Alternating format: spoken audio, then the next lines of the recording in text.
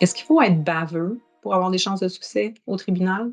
Si c'est ce que tu penses, à mon avis, tu te trompes royalement.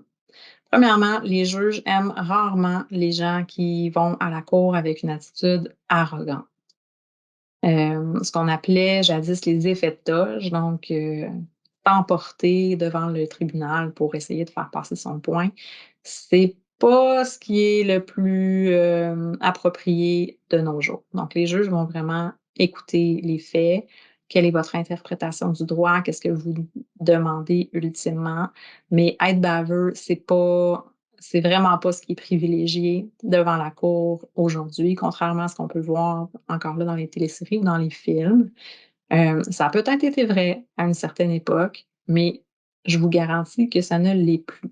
Donc être baveux, être arrogant, c'est pas une qualité qu'on recherche chez un plaideur, que ce soit un avocat ou une partie qui se représente seule.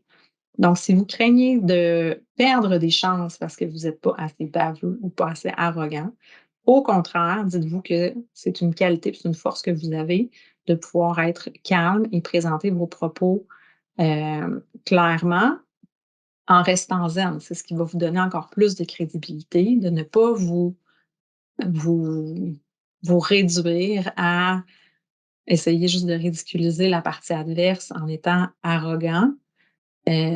Ça donne rien, ça fait pas faire de points, puis c'est pas ce qui est important à la cour.